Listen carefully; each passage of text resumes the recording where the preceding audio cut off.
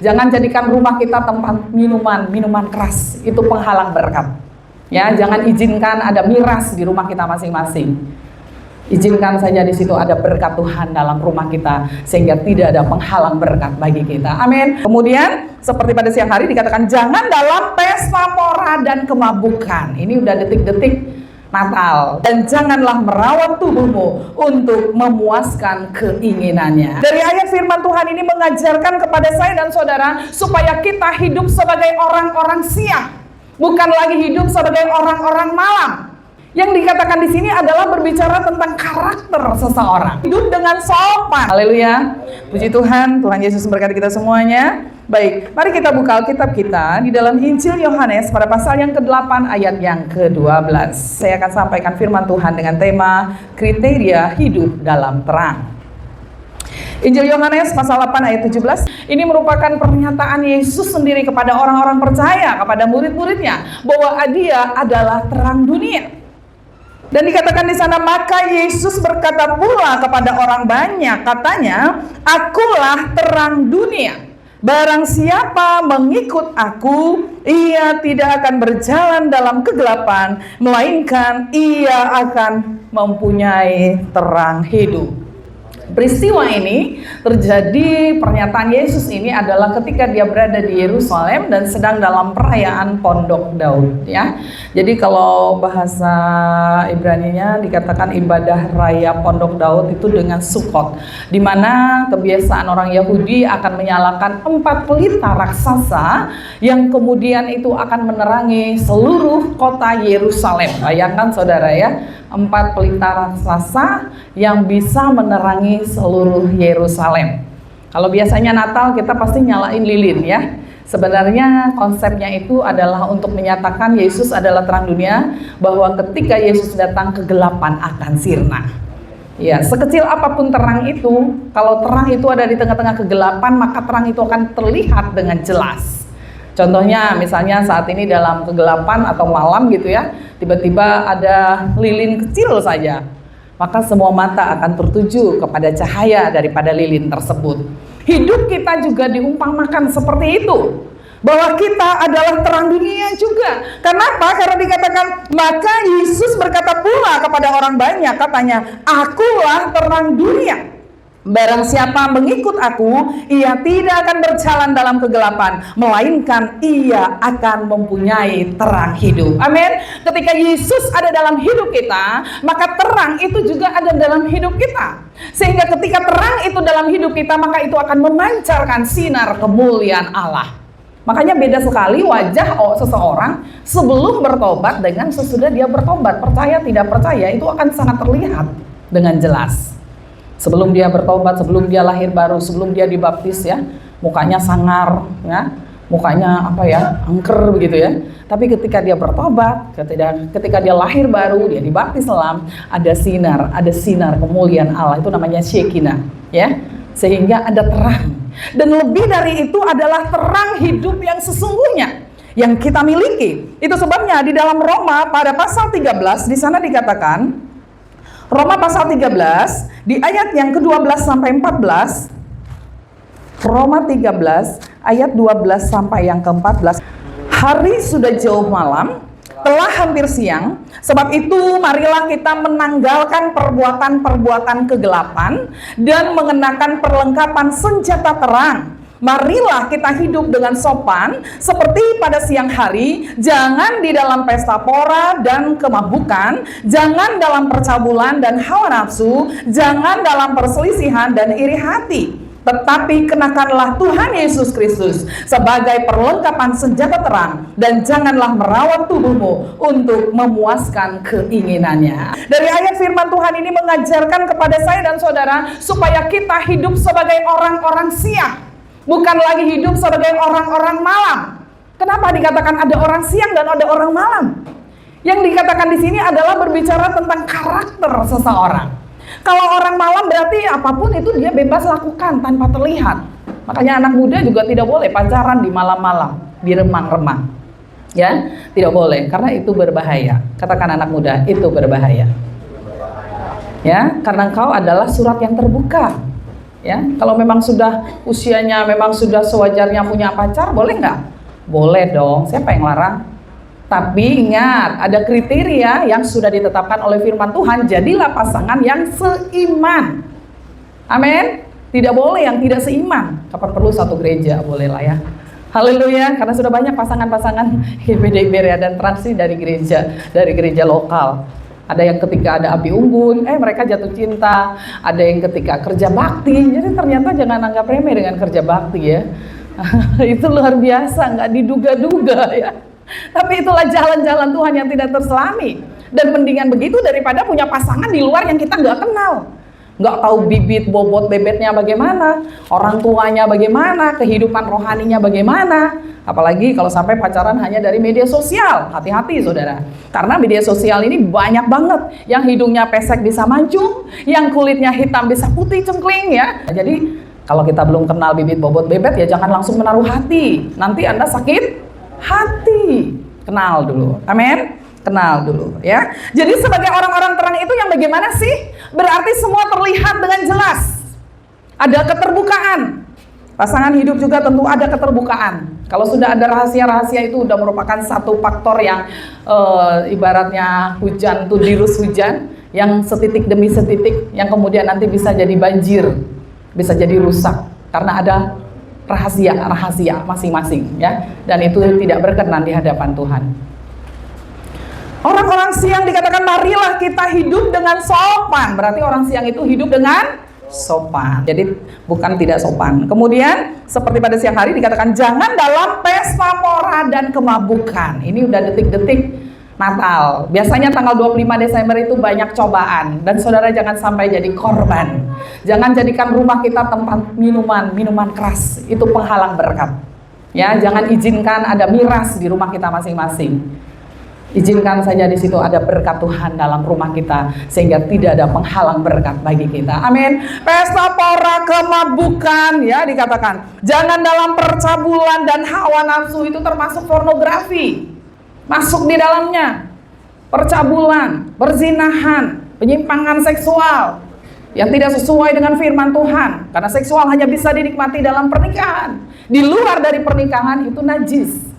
Itu tidak berkenan di hadapan Tuhan. Jadi kalau kita adalah orang-orang terang, maka hal-hal ini ditelanjangi. Artinya tidak lagi kita kenakan dalam hidup kita. Tetapi kenakanlah Tuhan Yesus Kristus sebagai perlengkapan senjata terang. Dan janganlah merawat tubuhmu untuk memuaskan keinginannya. Kita merawat tubuh kita untuk memuliakan Tuhan. Amin. Makanya dalam Roma pasal 12 di sana dikatakan persembahkanlah tubuhmu sebagai persembahan yang hidup, yang kudus dan berkenan kepada Tuhan. Ketika kita datang beribadah, sebenarnya kita sudah membawa korban persembahan yang sesungguhnya, yaitu hidup kita. Haleluya. Kita membawa korban syukur kita, buah bibir kita, perkataan kita yang memuliakan Tuhan. Kita juga mungkin membawa berkat dari keuangan kita. Bagaimana Tuhan telah memberkati hidup kita. Kita lakukan itu dengan penuh sukacita, dengan penuh keberkatan dan mengimani bahwa segala berkat yang kita terima adalah dari Tuhan. Haleluya. Jadi kita mau menjadi orang-orang terang ya, manusia terang yang telah diterangi oleh Kristus. Nah sekarang kita melihat apa sih kriterianya sebagai orang terang dikatakan di dalam Efesus pada pasal yang kelima ayat yang ke-8 sampai yang ke-9. Memang dahulu kamu adalah kegelapan, tetapi sekarang kamu adalah terang di dalam Tuhan. Sebab itu hiduplah sebagai anak-anak terang. Karena terang hanya berbuahkan kebaikan dan keadilan dan kebenaran. Amin. Jadi kriteria sebagai orang yang sudah hidup di dalam terang Kristus, maka itu akan membuahkan yang pertama adalah kebaikan. Yang kedua adalah keadilan dan kebenaran. Bapak Ibu Saudara yang kekasih dalam Tuhan Yesus Kristus, kalau kita melihat ayat ini dari kebaikan, saya pelajari dari bahasa aslinya yang menggunakan kata ton, itu dari Ibraninya. Kalau Yunaninya dia menggunakan kata agathos ya. Jadi kalau kita lihat di situ dari arti kata ton berarti adalah menyenangkan. Jadi kalau dikatakan kita menghasilkan buah kebaikan, maka kita mempunyai karakter yang menyenangkan. Bagi orang tua bukan bikin susah orang tua. Menyenangkan bagi pasangan hidup bukan membuat susah pasangan hidup. Menyenangkan hati anak-anak, keluarga, terlebih kita menyenangkan hati Tuhan. Jadi yang dikatakan berbuahkan kebaikan berarti kita menjadi orang yang menyenangkan. Kemudian dikatakan di situ adalah menjadi orang yang memberi kebahagiaan. Kalau pernikahan, ketika dua dikatakan menjadi satu, melebur menjadi satu, itu berarti dia membahagiakan pasangannya. Ketika dia membahagiakan pasangannya, maka otomatis dia juga akan bahagia. Tapi kalau dia menekan, ya, menindas, mencerca, dan lain sebagainya, kekerasan, maka otomatis tidak akan ada kebahagiaan dalam pernikahan tersebut. Makanya perlu kasih Kristus yang mengikat dalam pernikahan kita. Amin. Sehingga pernikahan kita adalah pernikahan yang kudus, ya, pernikahan yang diberkati oleh Tuhan. Ini lewat proses Bapak Ibu.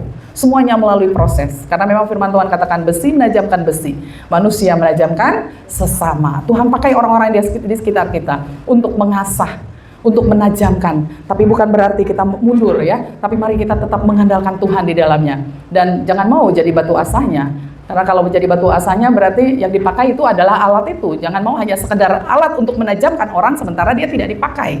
Tapi kita mau dipakai oleh Tuhan secara keseluruhan. Bapak Ibu Saudara yang kekasih dalam Tuhan Yesus Kristus, jadi kebaikan yang dimaksud satu menyenangkan, yang kedua memberi kebahagiaan, yang ketiga merupakan moral yang baik, dan itu bahkan dikatakan menggunakan kata keset berarti memiliki kasih setia dan kemurahan. Jadi sehingga kita memiliki kasih setia. Kita memiliki kemurahan hati. Salah satu bukti bahwa kita mempunyai kemurahan hati itu adalah ketika kita berani memberikan maaf kepada orang yang merugikan kita. Berani mengampuni orang yang bersalah kepada kita atau mampu melupakan kesalahan orang lain. Itu merupakan bukti kemurahan hati. Ya. Jadi kalau namanya saya murah hati berarti saya bisa memberikan maaf kepada orang-orang yang melukai, yang merugikan, yang menindas dan lain sebagainya dan memberkatinya. Dan firman Tuhan katakan jika kamu memberkati musuhmu, maka berkat itu akan kembali kepadamu. Sebaliknya kalau kita mengutuk, maka kutuk itu juga akan kembali. Tentu kita tidak mau pilih kutuk, kita mau pilih berkat. Amin. Karena Tuhan katakan pilihlah kehidupan atau kematian, silakan pilih dikatakan. Mau berkat atau kutuk, silakan pilih. Tapi kita yakin dengan iman, kita mau pilih berkat, kita mau pilih kehidupan. Kita mau pilih anugerah yang daripada Tuhan. Jadi Bapak Ibu Saudara yang kekasih dalam Tuhan Yesus Kristus, dan dari bahasa Yunani dia adalah menunjuk kepada agathos, itu menunjuk kepada Kristus itu sendiri yang mengerjakan kebaikan itu di dalam hidup kita. Terbukti dengan pengorbanannya di kayu salib, itu menunjukkan kebaikan Tuhan yang sesungguhnya.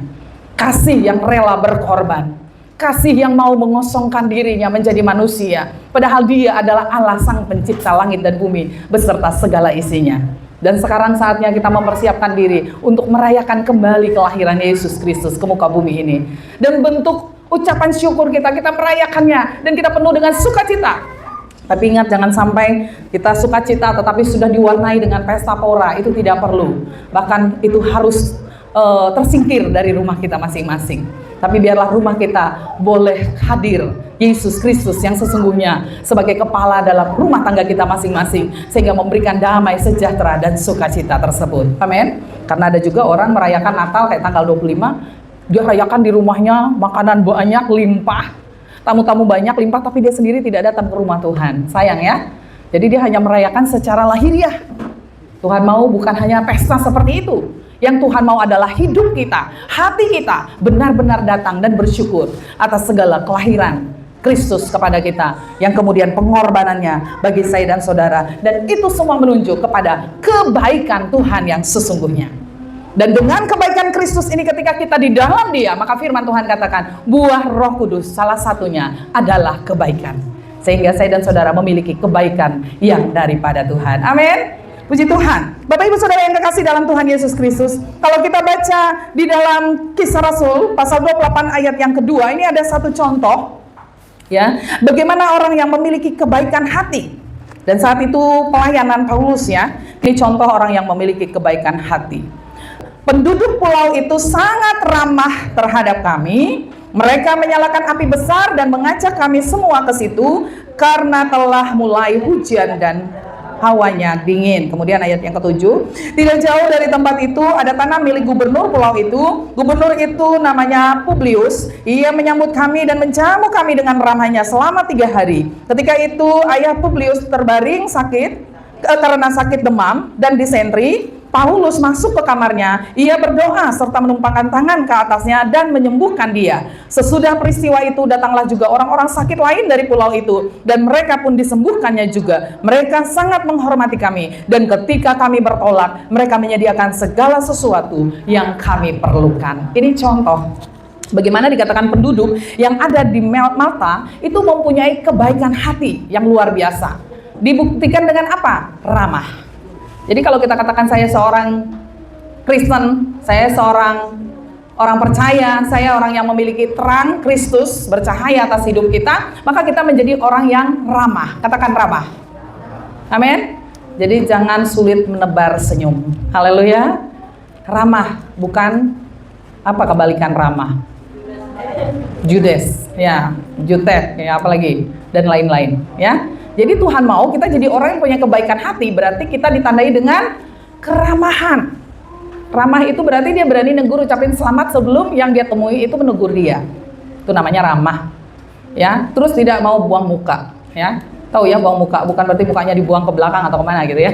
Jadi ketemu shalom gitu ya. Anak-anak Tuhan harus rajin mengucapkan kata shalom.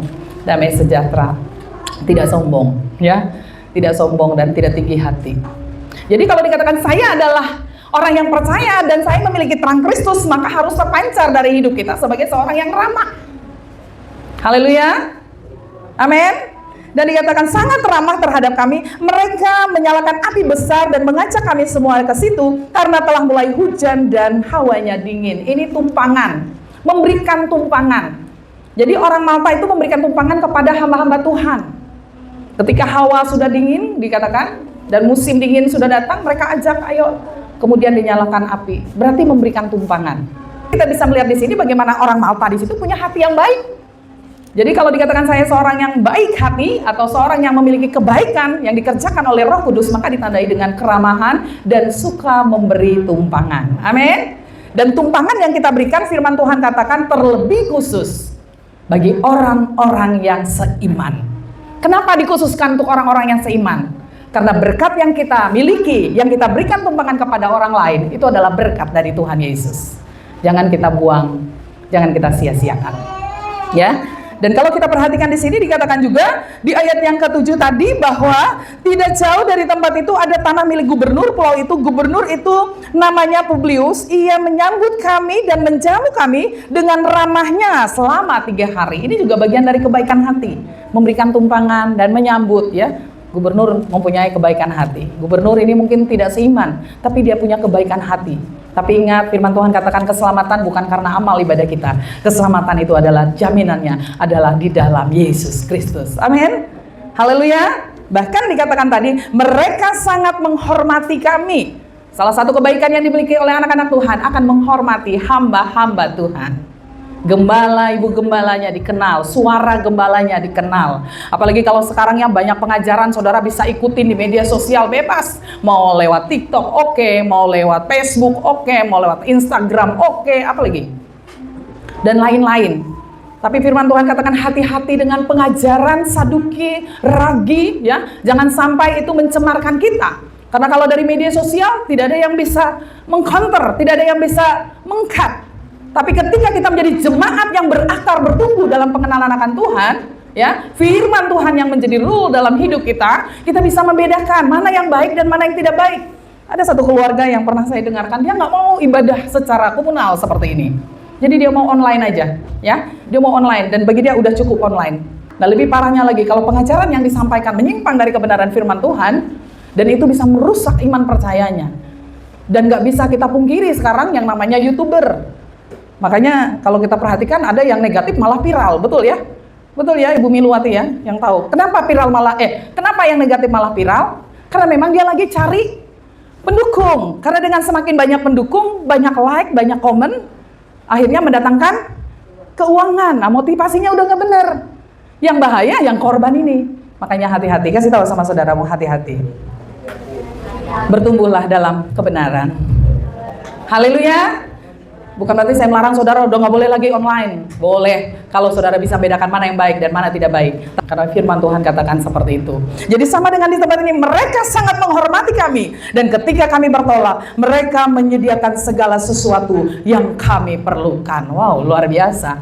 Firman Tuhan katakan, ketika engkau membawa persepuluhanmu ke rumah Tuhan, ujilah aku. Ya, aku akan membuka tingkap-tingkap langitku, mencurahkan berkatmu atas kamu. Bahkan di ayat berikutnya dikatakan, aku akan menghardik bilalang, pelahap, dan pengerim dari tengah-tengahmu. Siapa yang menghardik? Allah itu sendiri. Bilalang pelahap itu maksudnya apa? Bentuk segala kerugian, bentuk segala kebangkrutan, bentuk segala kerusakan, kemacetan, dan lain sebagainya.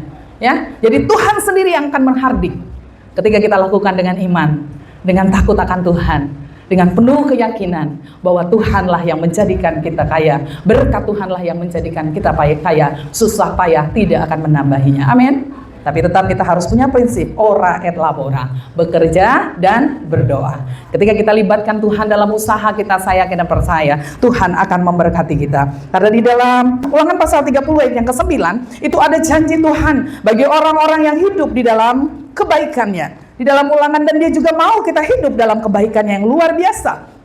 Tuhan Allahmu akan melimpahi engkau dengan kebaikan dalam segala pekerjaanmu, dalam buah kandunganmu, dalam hasil ternakmu, dan dalam hasil bumimu. Sebab Tuhan Allahmu akan bergirang kembali karena engkau dalam keberuntunganmu, seperti ia bergirang karena nenek moyangmu dahulu. Amin. Luar biasa. Tuhan saja bergirang ketika kita menerima keuntungan. Dan firman Tuhan katakan, Tuhan Allahmu akan melimpahi engkau dengan kebaikan dalam segala pekerjaanmu.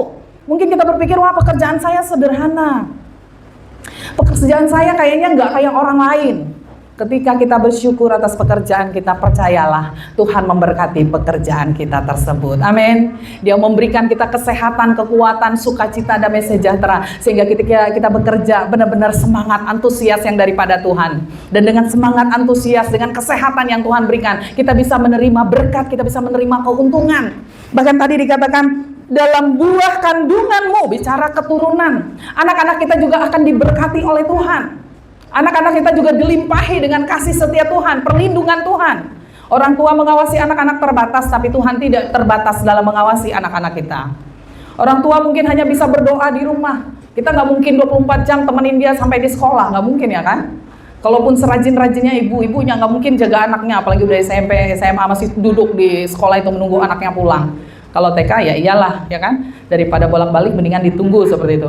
Jadi artinya ada batasan kita menjaga anak-anak kita, tetapi ketahuilah orang-orang benar, Tuhan katakan akan melindungi keturunannya. Amin. Melindungi anak-anaknya, melindungi buah kandungannya. Bahkan dikatakan dalam buah kandunganmu, dalam hasil ternakmu, dan dalam hasil bumimu. Kalau jemaat Tuhan ada peternakan, saya yakin Tuhan berkati peternakan Bapak Ibu Saudara. Amin. Mau peternakan ayam, mau peternakan sapi, ya apa saja ya. Karena firman Tuhan katakan Tuhan akan memberkati peternakan. Amin. Ternakmu. Sehingga ternak kita jadi ternak yang sehat-sehat. Mungkin makanannya sederhana, tapi kalau memang itu Tuhan berkati, ayam kita sehat. Amin. Tuhan lindungi, dijauhkan dari segala wabah, ya. Tuhan lindungi dari segala kerugian.